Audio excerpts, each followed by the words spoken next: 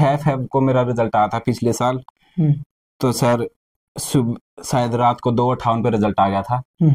लेकिन मेरे को सुबह पता लगा था, मैंने फोन किया था मम्मी के पास, पापा नहाने गए थे क्योंकि दुकान खोलनी होती है। तो मम्मी ने एक ही बात बोली थी कि बेटा, बस वो रोने लगे थे। मतलब उन्होंने ये बोला था कि हमारी उम्र 10 साल बढ़ गई है, बस ये बात मेरे को आज तक याद है।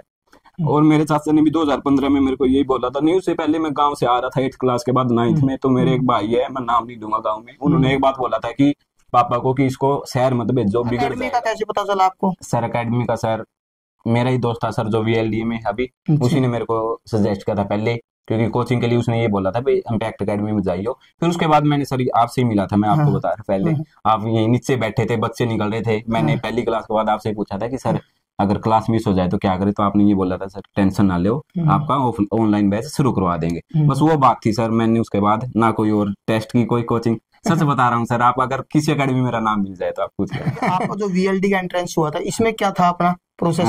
सर उसमें 20 क्वेश्चन फिजिक्स, 20 केमिस्ट्री, 30 बायो और 30 10th लेवल के प्लस 2 के। सर उसमें था बायो और मैथ्स 10th लेवल तक का, लेकिन केमिस्ट्री और फिजिक्स थोड़ा सा 11th और 12th लेवल तक के थे। तो सर मेरे मैथ में आपको बताता हूँ सर, 30 क्वेश्चन थे तो 29 मेरे ठीक थे, और बहुत खुश था सर मैं। मैथ ने मेरा सिलेक्शन करवा दिया था, और मैथ पढ़ाते भी आप ही हो सर। चलो बहुत बढ़िया भाई। जय हिंद दोस्तों, ये अखिल है पनियारी गांव से, जो VLDA डॉक्टर लगा हुआ है। इन्होंने अपने एंट्रेंस की अपने पास तैयारी की थी। बाकी जर्नी अखिल बताएं भी आपको। भाई कैसा महसूस हो रहा है अखिल? बहुत अच्छा है सर। गवर्नमेंट जॉब तो सर सपना है हर एक बच्चे का आज के टाइम पे। तो बहुत अच्छा है सर। 1 साल से ज्वाइन कर रखा है मैंने नारायणगढ़। हम बड़ा ड्यूटी है सर मेरी। अच्छा। हाँ जी सर। देखो पिताजी की स्ट्रगल भी आपने देखी होगी। सर पिताजी 2001 से दुकान ही कर रहे हैं। हम 3 बच्चे हैं, बस उन्हीं के दुकान के चलते वो आज तक चल रहा था। तो अब थोड़े ये है, खुश हैं कि बेटा लग गया। बस वो दुकान की वजह, उन्होंने दुकान के बेस पे ही हमें आगे पढ़ाया है और सब कुछ किया है जो भी किया है। तो क्या रैंक था अपना सर VLD में? एंट्रेंस था सर मेरा 2019 में। उसमें ओवरऑल रैंक सर कैटेगरी में फर्स्ट था सर। ओवरऑल रैंक मेरा 7 था sir, all in Haryana sir entrance में। हाँ जी। जो आपने जो गवर्नमेंट इस बार CET का एग्जाम के बाद आपने जो एंट्रेंस CET में भी सर जनरल से ऊपर ही मार्क्स थे सर। और जो मेंस एग्जाम था सर, उसमें भी मेरा सिलेक्शन अच्छे लेवल पे है सर। मतलब जनरल में सिलेक्शन है सर। पूरा रिजल्ट आया नहीं है पर जनरल में है सर, लिस्ट में अकॉर्डिंग। बहुत अच्छा सर। और मैंने यहाँ पे अप्रैल से स्टार्ट की थी कोचिंग इम्पैक्ट अकेडमी से सर। सबसे पहले आपसे मुलाकात हुई थी सर मेरी। आपने बोला था कि ऑनलाइन भी बैच आपको मिलेगा और ऑफलाइन भी, आपको जैसा पढ़ना है आप पढ़ लेना, वो आपकी मर्जी होगी। आपने ये बात बोली थी मेरे को, वो बात आज तक याद है। चलो अच्छी बात है। बहुत सारे बच्चे भूल भी जाते हैं बातें, तो आपको इतना याद है, बहुत बड़ी बात है। क्योंकि उस टाइम में आए थे ना सर, ये हो गया था ना कि क्लास ऑफ मिस होगी तो क्या करेंगे। तो आपने बोला था कि आप टेंशन ना लो, आपका बैच स्टार्ट हो जाएगा ऑनलाइन। अभी ये ऑफलाइन हो गया तो ऑनलाइन आपका अपने आप लागू कर रेगुलर। आप क्लास भी मिस करोगे तो वहां से पढ़ लेना। उस टाइम क्या कर रखा था अभी, ऑफलाइन भी था और ऑनलाइन भी था, घर जाके बच्चा देख भी सकता था। हाँ, तो मिस होता था तो नुकसान नहीं होता था, ये मेरे को बिल्कुल बेनिफिट था। बस उसके बाद मैंने मुड़ा नहीं। तो अकेडमी का कैसे पता चला आपको? सर अकेडमी का सर मेरा ही दोस्त था सर, जो VLDA में अभी, उसी ने मेरे को सजेस्ट किया था पहले, क्योंकि कोचिंग के लिए उसने ये बोला था भाई इम्पैक्ट अकेडमी में जाइयो। फिर उसके बाद मैंने सर आपसे ही मिला था, मैं आपको बता रहा पहले, आप यहीं नीचे बैठे थे, बच्चे निकल रहे थे। मैंने पहली क्लास के बाद आपसे ही पूछा था कि सर अगर क्लास मिस हो जाए तो क्या करे, तो आपने ये बोला था सर टेंशन ना लो, आपका ऑनलाइन बैच शुरू करवा देंगे। बस वो बात थी सर। मैंने उसके बाद ना कोई और टेस्ट की, कोई कोचिंग, सच बता रहा हूँ सर, आप अगर किसी अकेडमी में मेरा नाम मिल जाए तो आप पूछ लें। चलो अच्छी बात है। और नाम भी अखिल है सर। अखिल बहुत सारे नहीं मिलेंगे, 10 ही मिलेंगे आपको और अकेडमियों में। तो जांच कर लेना सर पैसा का। चलो बहुत बढ़िया है।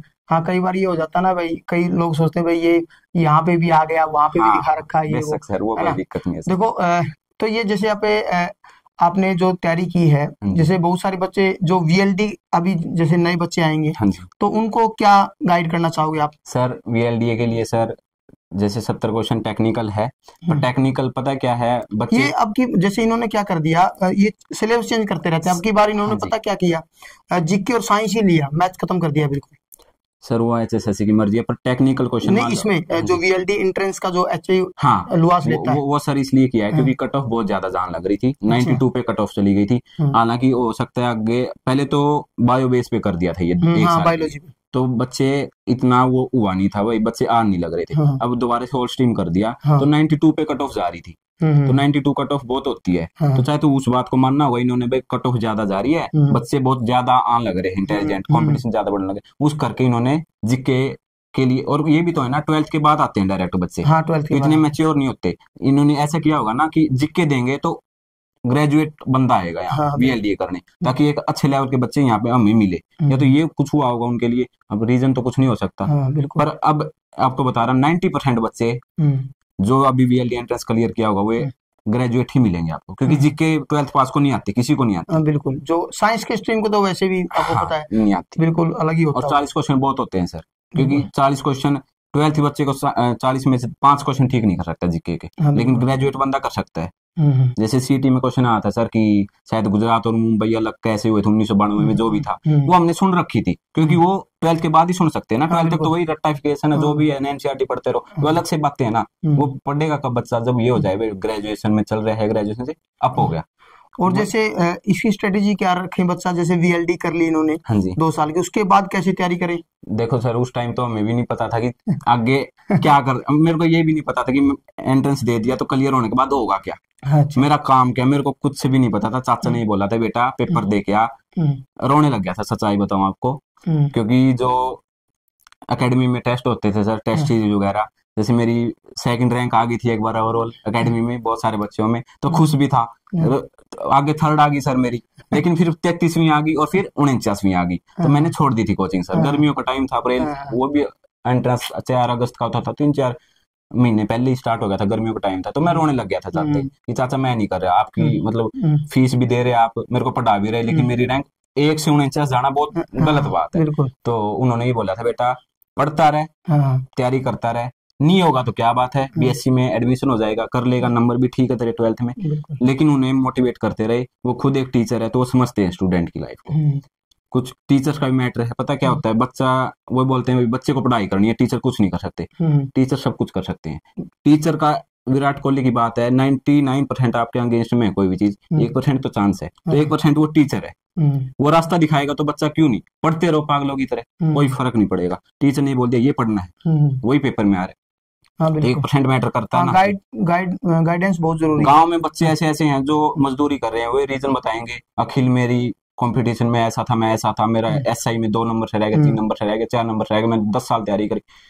पता है क्या, उनको ये नहीं पता ना पढ़ना क्या है, कितना पढ़ना है, बोले गाइडेंस नहीं थी, इंटेलिजेंट बहुत थे, गाइडेंस, दिक्कत तो यही है ना। हाँ, दिक्कत ये है, देखो बिना गाइडेंस के कुछ भी नहीं होगा। और जो टीचर होता है ना, उसके पास एक सक्सेसफुल तक का वो होता है एक्सपीरियंस, क्योंकि फेलियर के पास फेलियर तक का रहेगा। फेलियर ये बता सकता है कि भाई ये चीज गलत है, मैं ये कर रहा था, मेरा नहीं हुआ। तो सक्सेसफुल की कभी भी आप स्टोरी देखो तो सक्सेसफुल आदमी की देखना, वो आपको एक्सपीरियंस वहां तक का बता सकता है। और जो नए बच्चे अभी आएंगे जो अप्रैल में, उनको क्या राय देना चाहोगे आप बच्चों को? CET के लिए सर, CET के लिए भी, और जो VLD एंट्रेंस की तैयारी करनी है उसके लिए। CET के लिए सर, अगर VLDA के लिए जो बच्चे आ रहे हैं CET में भी आ रहे हैं, हाँ, CET में तो भी आ रहे हैं। अब की बार ये नहीं पता होता ना, क्योंकि अनएक्सपेक्टेड होता है CET का भी एग्जाम भी, क्या आ जाए क्या ना आए। बिल्कुल। तो आप एक ही काम करो, सेल्फ स्टडी तो करो, लेकिन ऑनलाइन आपसे या फिर ऑफलाइन आपसे जुड़ जाएं, कम से कम एक टीचर से जुड़े और पता करें भाई क्या आ रहा है, क्या नहीं आ रहा है, क्या आ सकता है, क्या नहीं आ सकता। अंधाधुंध पढ़ाई ना करें, क्योंकि CET कॉमन एलिजिबिलिटी टेस्ट है, और कॉमन का मतलब कॉमन ही होता है उसमें। और जो ये आपका जो VLD का एंट्रेंस हुआ था, इसमें क्या था अपना प्रोसेस? सर उसमें 20 क्वेश्चन फिजिक्स, 20 केमिस्ट्री, 30 बायो और 30 10th लेवल तक या +2 के? सर उसमें था बायो और मैथ 10th लेवल तक का, लेकिन केमिस्ट्री और फिजिक्स थोड़ा सा 11th और 12th लेवल तक के थे।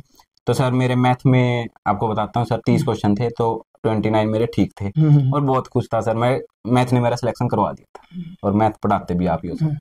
चलो बहुत बढ़िया भाई। और अभी जैसे CET हुआ था सर, उसमें भी उससे पहले कोई दिक्कत आ गई थी, मैं CET में कोई तैयारी नहीं कर पाया था सर अच्छे से, लेकिन मेरे को विश्वास था, मेरा 6th एग्जाम था, तो वहां पे देने गया था सर। मेरे को मैथ और रीजनिंग, मैथ आता तो उसको रीजनिंग भी आती है, मैं तो ये मानता हूँ ट्रिकी है।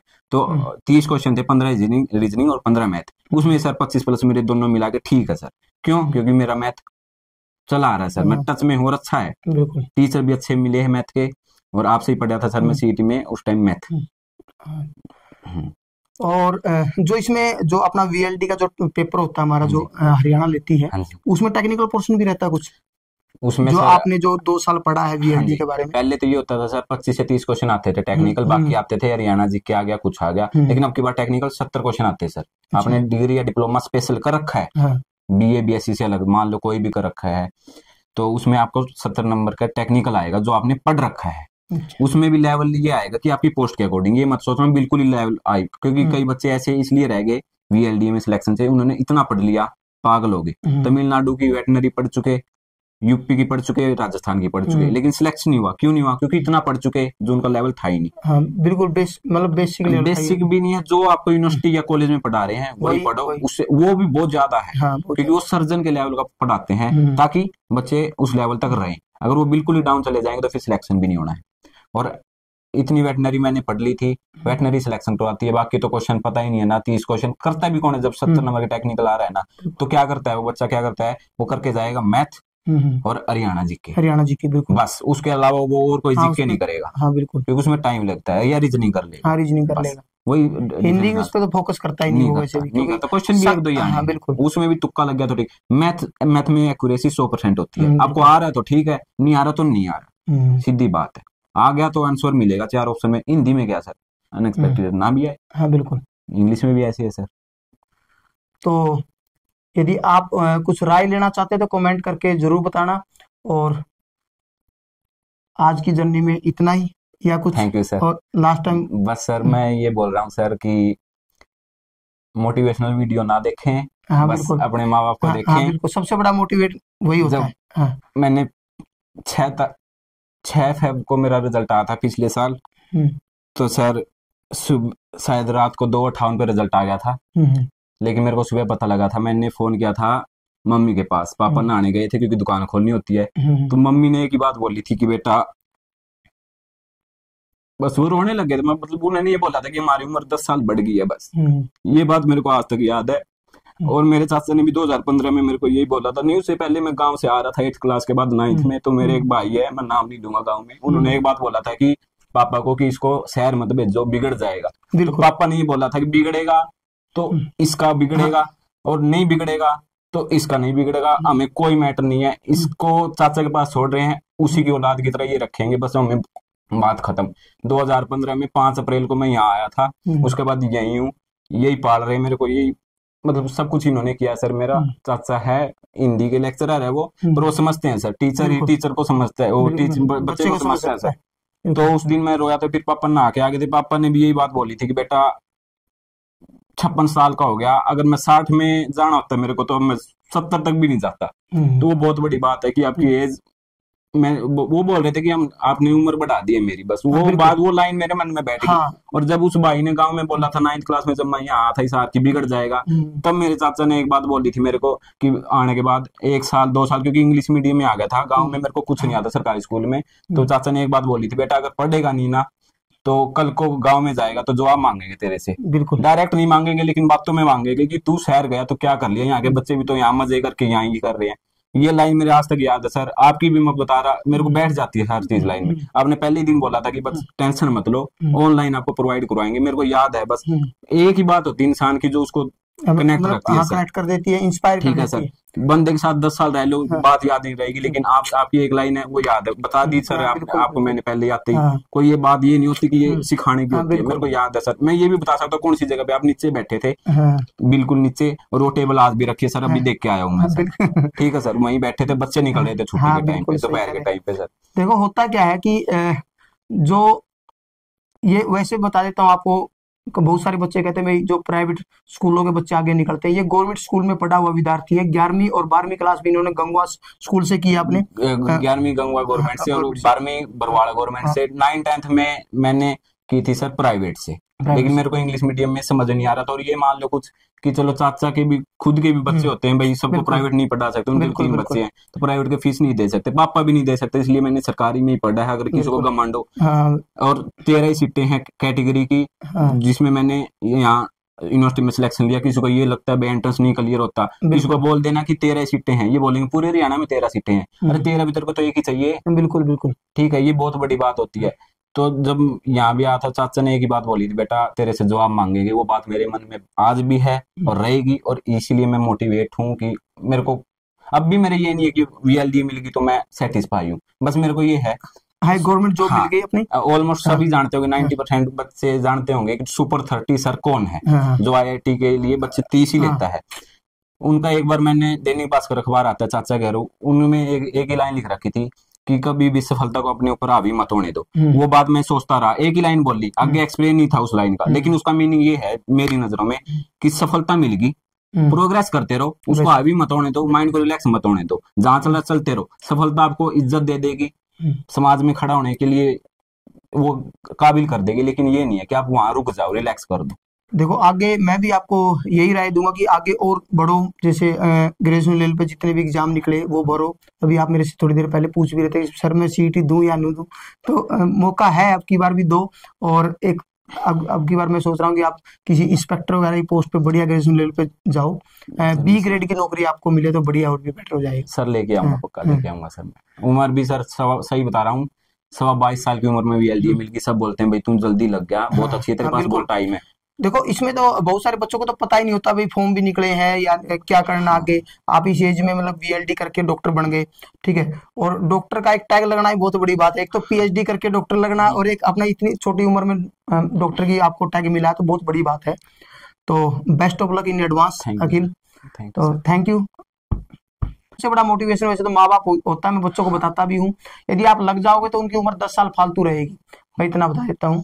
वीडियो अच्छी लगे तो लाइक करें और शेयर करें, और उन बच्चों को दिखाएं जो खुद से डिमोटिवेट है। तो मिलते हैं नेक्स्ट एक इम्पैक्ट अकेडमी स्टार के साथ। Thank you. जय हिंद, जय भारत, वंदे मातरम।